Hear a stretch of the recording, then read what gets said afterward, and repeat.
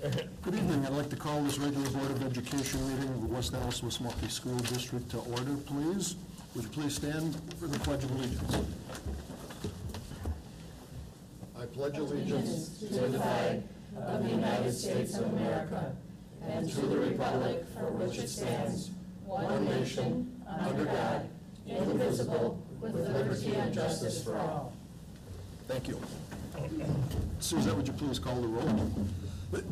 Mr. Ustra. Here. Mr. Keller. Here. Ms. Curran. Here. Ms. Emmons. Here. Mr. Lee. Here. Mr. Bailey is excused. Mrs. Sujecki. Here. Mrs. Justum. Here. President Signy. Present. Proper notice of this meeting has been posted in accordance with the open meetings laws of the state of Wisconsin. And I don't believe that you said there were no... No, there are no modifications. Is there anybody in the audience that didn't sign up that would like to address the board this evening? Now would be the time. No? Okay, we'll move on to superintendent's report. Great, thank you very much. Today we're going to begin introducing again reports from our high schools. So we take turns between Central and Hale, and every now and then we get a report from Dotke. So we have our new representatives from West Allis Central High School, and they're going to introduce themselves and share their report. Hi, I'm Madison. I'm a senior at West Allis Central. I'm Jose, and I'm also a senior at West Allis Central. We, along with Brendan Plank, who is currently at a volleyball game, will be Central's representatives this year. So far this year at Central, it's been really busy. So our first week of school with our hurricane, for Hurricane Harvey, we raised $700 in a pancake breakfast, and we also held a Miracle Minute. All of those donations are going to Cesar E. Chavez High School in Houston, Texas, that we have a personal connection with through Ms. Yaklich. On September 11th, junior Alexia Rodriguez organized a memorial with almost 3,000 flags that represented the lives lost from the attack that took place in the country on September 11th. On Saturday, September 16th, the soccer team and Interact members participated in a pig roast and a corn roast held at La Follette Park. All the money went to the Milwaukee County Park System. On Friday, September 15th, there was an assembly that focused on alcohol and the drug addiction. The presenters reminded students about their importance of making good choices, asking for help in dealing with addiction, using coping skills, and the direct consequences of getting caught with drugs or alcohol. This powerful presentation was a reminder that anyone can be impacted by drugs, alcohol, and addiction. So now we'll go on to our sports section. So our boys volleyball team is currently 3-1, which hasn't happened in a while. So we have actually got some wins this year, so that's exciting. And then girls volleyball currently has 2 wins. Go, Matt. Our swimming team had a meet on September 20th, and our 400 relay team took 4th, and then our diving team took 2nd in the Woodland Conference relays. On September 15th, the cross-country team had a solid 7th place finish at the Franklin Invite. And then this last week was our homecoming. So we had activities throughout the whole entire week, and our themes were Beach Day on Monday, Superhero on Tuesday, Pink Out / Camo on Wednesday, Mitch Match on Thursday, and then our class colors on Friday. We had a pep assembly which had pound routines, which were performed both by the girls and boys from the football team. Students participated in games like egg toss. I was on musical chairs as well. Tug of war, and then there was a parade to the football field. The band played. There was floats. It was very cool cars and trucks that were donated to us for the parade by Heiser Chevrolet. And then we played New Berlin Eisenhower. It was a very tough loss, but it was just a fun experience throughout the whole entire night. And then our Spirit Stick was also announced, and our seniors won it this year. Yeah. And then we did also have our homecoming last night, and our theme was Under the Sea. And then some upcoming events. In the beginning of October, we have our parent-teacher conferences on the 5th, so that's exciting. And then our chorus and orchestra concert on the 17th at 7 p.m. Yeah. And that's all we got. That's all we got. Any questions or comments by board members? I have one, if you could help me out, Madison. Early in your report, you went through some money, and then you said you also did something minutes. It was a Miracle Minute, so... Could you explain that for me, please? So someone comes on to the announcements, and we just say, hey, you have a minute to take all your spare change out of your pockets. Then whatever you have, you just pitch in. So it's just a very, sporadic thing that happens, and whatever whatever is donated is donated. So it's very exciting to see that $700. Didn't mean to put you on the spot, but it just No, didn't know that's okay. what that meant. Yeah, Thank so you. it's exciting. Well, we always tell our students from the high schools that you are more than welcome to stick around and watch the rest of the meeting. But really, if that's all you have to do, feel free to take off and do whatever you need to do. But thank you so much for your Yes. report. Thank you. Nice job. So we'll go on to 7.2, the legislative update. So we have a state budget that's been signed by the governor on the 21st. And so what it means for public education, so there's additional dollars coming in for per pupil aid. You know, currently, in the last budget, there was $250 per pupil, and that's going to move to $450 and then $654 per pupil, so an additional $200, then the next year additional $204 per pupil.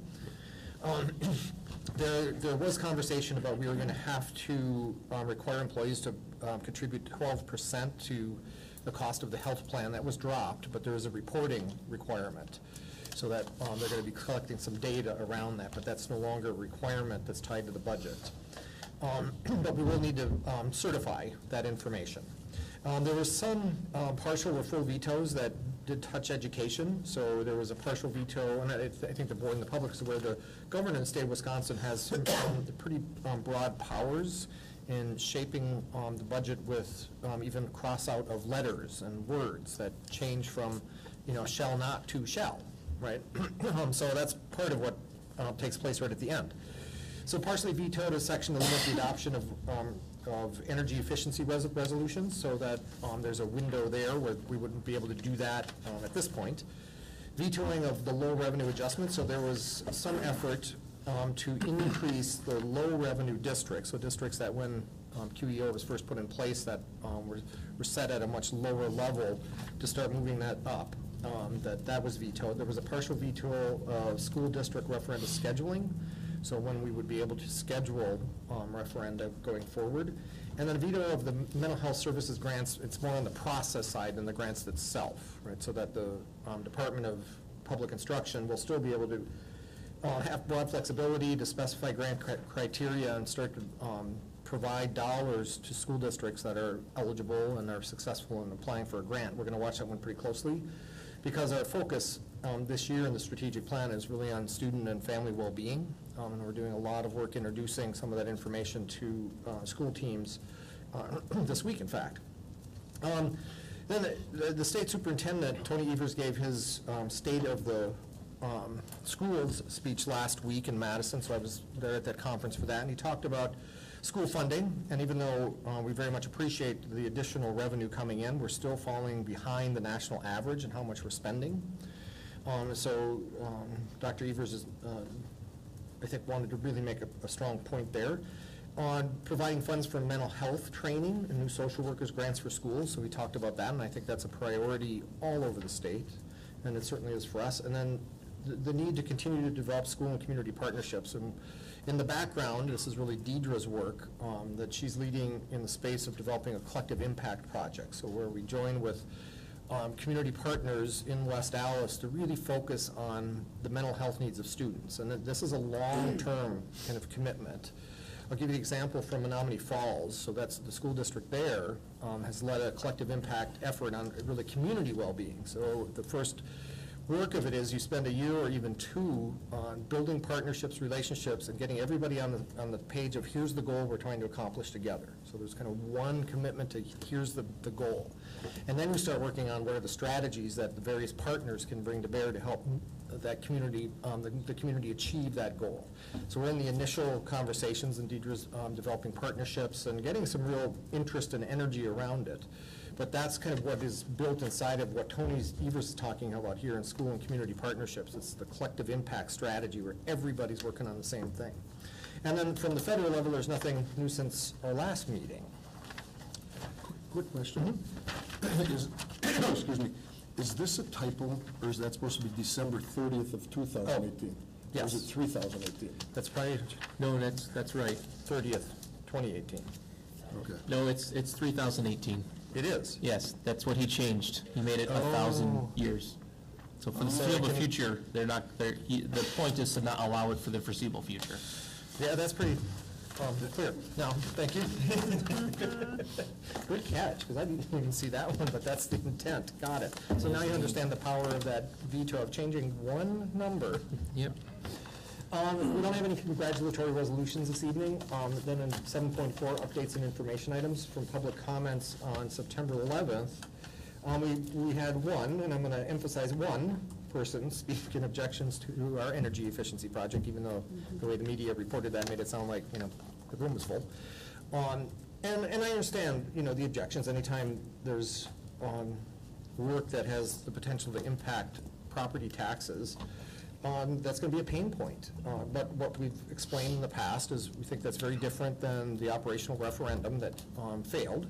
And we accepted that from the voters and made the additional adjustments to make sure we have a balanced budget and a budget that continues to produce a surplus until our reserves are built up to where we want them to be. But the energy efficiency project is really about how do we maintain and update as much as possible and in a way that we think is reasonable our aging buildings. Right? We're not going to have resources to begin to replace 70 and 80-year-old buildings at any time in the foreseeable future. Right? So these are smaller investments to make sure that they're, as Steve Roy always says, they're safe, comfortable, and supportive for learning. And so we've got to make an investment. There's been a frequently asked questions document that's been up on our website for a number of weeks that really, I think, responds to everything everybody's been asking, including the media, so I'm just drawing kind of the public's attention back to that. Also at the last meeting, we heard some concerns about busing, particularly at Lane, so student transportation. And a parent said that, the students were wandering the building, so I checked in on that myself, and there's a designated area where students were expected to be waiting for the second bus, and it was supervised. So I was really getting the word out about that, but the afternoons buses have been combined, so that's now just one tier, I guess. Because as we work through this and you understand really how many kids are actually riding the bus, you can start to make some of those adjustments, right? And the other question that parent asked is, is the morning and the afternoon tiered in the same way? And the answer to that is no, because there's actually different numbers of buses that we have out in the morning versus afternoon, and there's different numbers of kids. Because you think if a kid gets on the bus in the morning, then they get on the bus and they go back to the same place in the afternoon. Not necessarily. Right? We have a number of kids that will get dropped off in the morning because that's part of mom's routine and she likes dropping off the kids, and then they get on the bus and go to grandma's house, and then dad picks them up from grandma's house. Or they get on the bus in the morning, get dropped off, and then they walk over to their friend's house and hang out until mom picks them up after work, right? So there's all kinds of things we try to accommodate for families that what seems like a simple, you just take the route and do it in reverse. Not quite. It's a completely different route. And so I've learned a bunch about that recently. And just a couple other quick updates. So Deidre and I have been visiting schools. We did a couple last week, and today 10. 10 on a nice warm day. But Deidre's a great partner. Even without really rehearsing the very first time we did it, we knew exactly who was talking on what slides, right? So we had a good partnership going. But it really is, and we'll share the presentation with the board, but it is a presentation that really focuses on what are the things we were really working on last year, how does that kind of build into the strategic plan goals for this year, so the goals that the board approves, so we're visiting those goals and targets with everybody in the district, and then what are the key strategies that we're all working on together. And so this is the kind of part of the organization where we want to hold it in common. Right? So there's certain things we all do the same. But I also deliver the message that we know every school is unique, right? Every school has different kids. The kids change over time. Every school has different capacity based on who works there. So the way it looks may be a bit different from school to school, but this is at least a way for us to have some common language and some common focus. Then we also started to introduce some of the conversation around the idea of future schools and what that might look like. So we're doing some foreshadowing into next year, right? So that really is a conversation for next year. But to begin, some kind of introduction to thinking about it, because our keynote speaker next year is the author of a book called The Innovator's Mindset. We've already contracted with him to be the kickoff, and I'm mentioning that now to get as many board members thinking about it, potentially getting to that one, because he's an incredibly powerful and motivational speaker, but also really challenging on what schools need to do to respond to kind of what's out in the future and what is required even now to navigate the world. And so we're using that as a framework to have the conversations about what do we want to become as schools and school district going forward. And then the last piece I'll share, we have a calendar survey out around spring break, and this is a survey that districts all over kind of CESA 1 or southeastern Wisconsin have given the exact same survey out to parents. It really is exploring, do we want to get a common spring break kind of in this part of the state, just to really support families that have kids in multiple districts or families that are working in multiple districts. And it's been interesting. So far, we've had 1,327 responses, so that's pretty good. About 77% say yes on the first question. Is there support for a common spring break? That would either be at the end of March or beginning of April. When we add the question, would you be more supportive of this if that includes wherever Easter falls, that there still be the Friday and the Monday? And then it goes up to 87%. And then the last question is, do you prefer the last week of March or the first week of April as the common spring break? And then it's kind of split three ways with like 44% of the folks having no preference. So we're going to let that survey run a little bit, and then we'll bring those data back to the board when we come with a couple examples of the 18-19 school calendar. I just wanted to update you on that real quick. Thank you. And that finishes my report. Okay, excuse me, we'll move on to the board president's report. Before I get into reviewing the calendar, I'd just like to give a little shout out to staff and students at West Allis Central. I'd like to thank you for the invite to the homecoming parade last Friday. It was a very heartwarming, in more ways than one, warming. It was a fun time.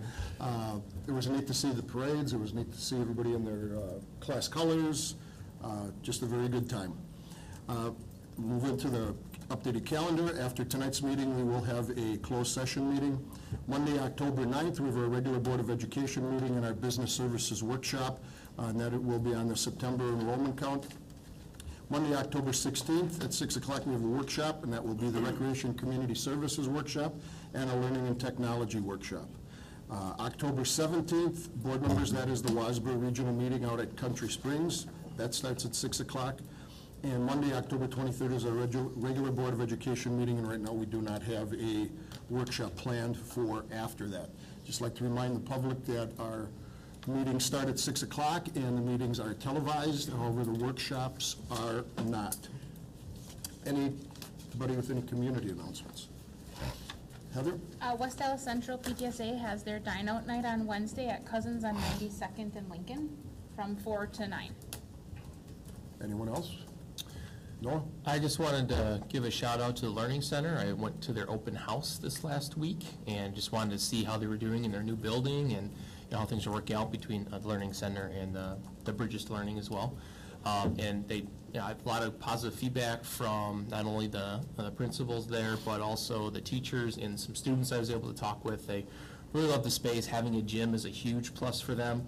And then having the stage area that they can do things and have like a big enough space to have the entire school together all at once is something else that they are doing that community that they want to do there. So I just want to report back on that. Everyone, they feel very well supported. They have everything they need to do what they think they need to do. So that's great to hear. Thank you. Dr. Key is doing a blood drive too. It's the 3rd October or the 5th, I think. I was Yeah. going to say, it's early October. Okay, thank you. We'll move on to number 9, the consent agenda. We have 3 items. 9.1, the approval of minutes from our September 11th regular board meeting and our September 8th budget hearing meeting. 9.2, the employment summary and supplemental contracts, and 9.3, the financial summary. Any board members need any of those separated out? I just have a question about, more of a statement about the financial summary. We should pull that out for that, or if I could just say it. If it's a statement, you can say it. If it's going to be Okay. a question, then we need to separate It's it. not a question, it's a statement, and it's regarding the CIP that lists in the financial summary. Some of those numbers are listed with what building that CIP was done at, and some aren't. And so if we could get the building that the CIP project was done at along in that financial statement somewhere, just what building it's at, I think it'd be helpful for us to know where it is, because sometimes we get community questions about such and such that was done in a building, and we don't know if those things line up or not. Sure. We'll take note of that. Then we'd be looking for a motion to approve the consent agenda. So moved. Second. Thank you. Discussion? Seeing none. All in favor say aye. Aye. Opposed, nay. We'll move on to our action item. There are 3. They are all first readings of board policy. First one is 10.1, board policy number 421, entrance age, first reading. Deidre. Hello, everyone. Hello. So the first one, 421, is just simply an update to the language. Noah, Heather, and I at our first board Student Services Committee went through our stack of 400 series policies and just reviewed the ones that are probably due for an update and needed some updated language. This first one simply needed some updated language to include the fact that we have 4K, because it discussed early entrance to 5K and to first grade, but it didn't include the language around 4K. So the language has just simply been updated to include it. Any questions for Deidre? Or comments? Seeing none, motion to... I was hoping that we might have some more consistency. I understand that this is student services and not alerting my committee, but I do love bullets. I think that it's easier to read when you have power. All day long I haven't coughed, and now when I get here I'm coughing. But I do like bullets, and I like to be able to separate things, and if they could have put more bullets into things, I would appreciate it. But I really haven't coughed all day long. You just get all choked up here. I do. And then just so that you know, there's a rule associated to entrance age as well, which is also currently under review. We're utilizing some different practices as far as reviewing the qualification around early entrance age. So the policy itself just needs to be updated for the language around 4K, but the rule will also be coming forward at some point this year for some updates. Motion to approve then? So moved. Second. Any further or last minute discussion? Seeing none, all in favor say aye. Aye. Opposed, nay. That one passes. We'll move on to 10.2, policy number 433, the assignment of students to classes/teachers. First reading. Deidre. So again, this is something that's, the assignment of students to classes and teachers is always something that's at the discretion of the building principal. So the policy is still stated to include that building principals shall determine that classification, grade teacher assignments, and all students except those with special needs. And those should be determined jointly by the principal and the Department of Student Services. So that's just an updated term. We don't use pupil service anymore. We call it student services. And then the second paragraph, the way that was written was quite exclusionary. It basically indicated that at some point a principal can decide somebody just can't come to school is how that was reading. And that's not really what we do. So when students are struggling to adjust to classroom instruction, we have what we call a child study team to evaluate needed supports and ensure success. And that includes the parent, the student services staff member from the building principal, sometimes a social worker or a school psychologist if there are extenuating reasons that a student is struggling in a class. But we felt strongly that there needed to be a statement that was less exclusionary and more about the supports that we provide to students if they're struggling in a particular class. Questions or comments? I have the same comment. I won't try to talk though. Okay. Motion approved? So moved. Second. Second. I'll just be quiet. All in favor say aye. Aye. Opposed, nay. Move on to 10.3, policy 443.8, care of school/personal property by students. Another first reading, Deidre. Yep, so this one was at the recommendation of Noah and the committee to add the language that's directly out of our policy around technology to this particular policy, just to provide some consistency. Although it is referenced at the bottom, the student use of computer software and hardware, we felt it was important to make a strong statement and add it to the actual policy. So it's just updated language that's added to this particular policy. Questions or comments for Deidre? None? Same one, Sue? Okay. Seeing no further questions, entertain a motion to approve. So moved. Second. Thank you. All in favor say aye. Aye. Opposed, nay. That passes. We are now at number 11, suggestions for future agenda or workshop suggestions. I don't know, we just met with our district nurse and we talked about maybe providing a workshop for the board members to know exactly everything that the nursing staff does here in the district. It's not just given ibuprofen anymore, so maybe that could be a possible topic. Okay.